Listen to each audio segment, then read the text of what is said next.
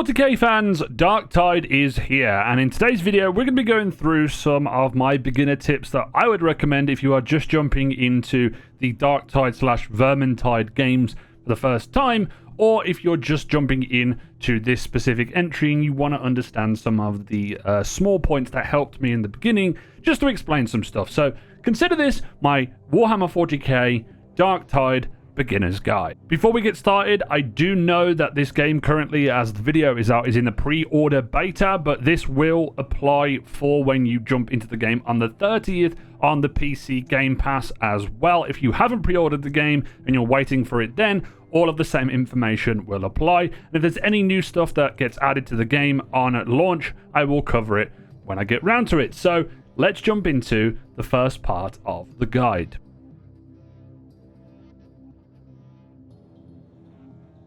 The first thing that I highly recommend that you go and do as soon as you get onto the Morningstar is go to the Psychonanium, which allows you to do training. You will unlock the meat grinder once you get to level 2 trust, so just level 2 in general. Go through the basic and the additional training. These are really, really helpful. But if you go into the meat grinder, you can familiarize yourself with a bunch of stuff and on all of the different difficulties. I'm going to enter in on sedation and just show you what you can do in there.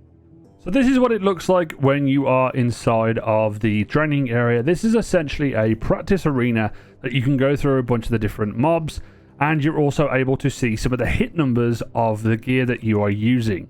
The good thing about this is that you get familiarized with what the different types of enemies are, also some of the specials and heavy hitters, and as you can see, it has the different numbers above their head, so you can see how you will perform when going up against them. You can see here that you need to have a higher trust level. I'm guessing this is to show off more of the high-end enemies. I haven't got there yet. And what you can also do as well is go over to your operative and swap out weapons and see what needs to, be used here. You can use different types. You can use the different weapons that you have. So this is a good place to kind of DPS check and also familiarize yourself with a bunch of the enemies in the game.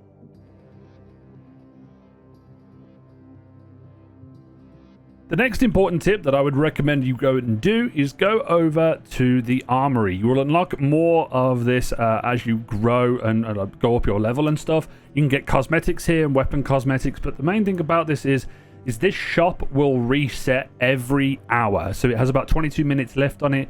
And what will happen is any of these weapons in here, so I'm going to pick up this because it's 7,670 and it's pretty decent, but you can see that these will all reset when it gets to the 22 minutes. So after you've done a couple of missions, you can come back into here. I'm not too sure how this works with the other requisition places, such as the requisitions here, which is Seer Malk's Requisitorium. I don't know how I've butchered that name.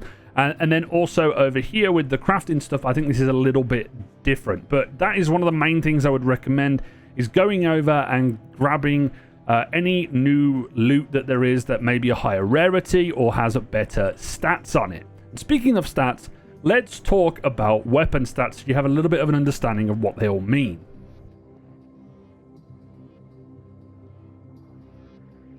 When looking at weapon stats, here's the most important part to pay attention to. Don't look at this overall number here and think, okay, this is going to be higher than another number and that must represent how high my stats are. It's all about the distribution of the stats, and that's what the rating is here. For example, this is a 152 Bull Vulture Cleaver, and it has damage, first target, cleave damage, penetration, mobility, stamina, and then obviously its little perk that it has. And then if you look at the Cleaver, you can see that it's only 3 more, but the damage, the first target, cleave damage, penetration, and mobility are all different. They're still cleavers, but they are different purely because of this rating and the distribution that you have. Likewise, if we go into the 187, this is obviously going to be a lot higher and has some better stats on it, and also 2 perks on it rather than just the 1 here. And these are the if you inspect it, it will give you what the light attack is, what the heavy attack is, and currently I'm trying to figure out what I think, so a strike down would be this. I'm not too sure what this symbol is. There needs to be a key in game that explains this. I believe there's probably guides going in depth with this all. And what you'll need to learn is there's a couple of different stats. Damage, obviously, is the damage that the weapon will do. Mobility is how good it is when you're dodging. Defenses, I believe, is when you're blocking. Finesse, I think, is down to weak point damage. And then penetration is how much you will do with that. Cleave damage is when you slice through an enemy. It's how much damage it will do to another target. And I think there's also another one which is like extra cleave. I can't remember them all. But you can see that there's a variety of different stats here. I'm not going to go through them all here in this beginner's guide. All you need to know is pay attention to this number and the rarity, but also make sure that you check the difference, because you might get something that's a bit higher with the rating but does less damage. It might be better in something that you don't exactly need.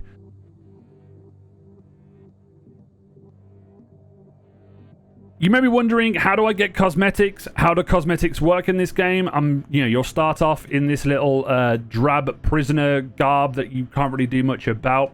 And the best way to get yourself cosmetics is you can get some of them dropping from the end activities from doing certain missions and stuff. But you can also get them from the armory exchange as well. You can acquire these. There are a lot, and there will be a store that goes live with the full game that you'll be able to use like premium currency to buy stuff for your character if you really want. But there's another way to get cosmetics, and that is via penances. What you need to do is go to penances, go to your class. So for example, I am a Skullbreaker, and you'll see there's specific penances that will give you your cosmetics, and these are basically challenges. So for example, use Ball Rush to interrupt a Plague Ogryn's charge. This is really easy. Reach trust level 5. There's also trust level 10, 25 missions as well. You can get some penance. And then there's this one, for example, kill a corruptor by hitting it in the eye with your grenade box. If you go into like the preacher, there's other ones here. So these are all the challenges that you'll need to go through if you want to get yourself some extra cosmetics. And then obviously will be some live when the full game launches. Now that we've completed our look at the Morningstar, let's look at some gameplay and talk about some overall gameplay tips that I highly recommend when you're going through a lot of these missions, because this game isn't just a simple hack and slash style game. It is on the lower difficulties, but as you get higher, it's going to be a lot tougher.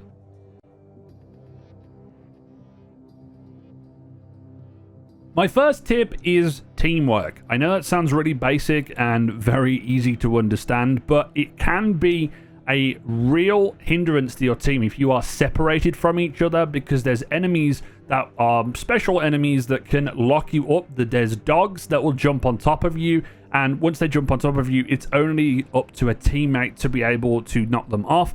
You can get caught in snare traps or the electricity traps from the trappers, and you have to be able to have teammates to be able to get you out. But the other key thing about teamwork is that you can get extra bonuses when you're in and around your teammates, such as getting your toughness back quicker, also buffs that you'll get later on with your traits and such. And this is key because it's going to help you be able to perform better in those lower difficulties, but also in the middle difficulties as well. Another key thing when you are using teamwork is share out the healing stations, because people might have corruption, which is the little purple section of your health bar, and also low health, and this helps cleanse it. I think this is vitally important, because if you can share the healing out between your team, there's more chance of you all staying alive. You may get some of those people in matchmaking that just hog all of the heals, but don't be that guy. I think it's vitally important that everybody stays alive so you can have the most chance of success throughout your missions.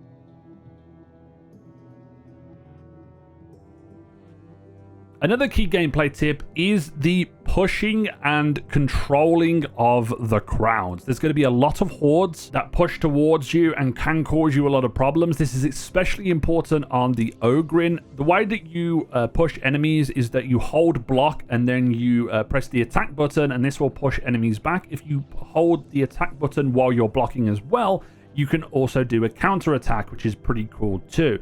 But what you want to do is push enemies back so you have that little bit of extra time to be able to get a couple of swipes in. It doesn't take any stamina when you are using your swipes, but when you push people and you're holding block, this will deplete your stamina. When I mention crowd control and controlling an area, you want to funnel enemies into small passages so you can push a lot of them back and have more time. A lot of times you're defending a specific point, and if you can funnel a bunch of enemies into, say, some stairs, and then you can keep pushing them back down. It manages how many enemies are going to be hitting at you. They're not hitting behind you. You kind of have them in front of you, and you want to be able to control that. There will be enemies that do get behind you, but the most important part is to be able to control things, and also make sure that you are looking out for special.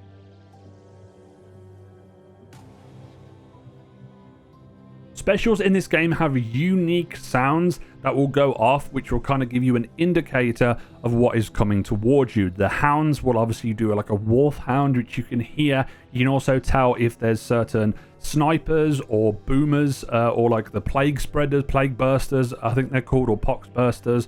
And you need to make sure that you kind of learn these, because it is going to help you when you go onto those higher difficulties. But that's all I really have for my beginner's guide. I'm still playing a lot of the game. I was waiting to make this guide purely because I didn't know whether the progress was going to carry over to the full beta, and I didn't want to sink a bunch of time into it and then have no footage to be able to prepare, and maybe everything's changed. So this is why the beginner's guide is coming 1 or 2 days before the full launch of the game. So hopefully you're jumping in on Game Pass. Tell me what your thoughts on Darktide if you have played the pre-order beta, and if you've got any tips from the veterans of Vermintide players out there, please let me know down in the comments section. And if you enjoyed this video, please leave a like on it, subscribe if you're new, and turn on the notification bell. And as always, this has been Jimbo, and I'll see you guys next time.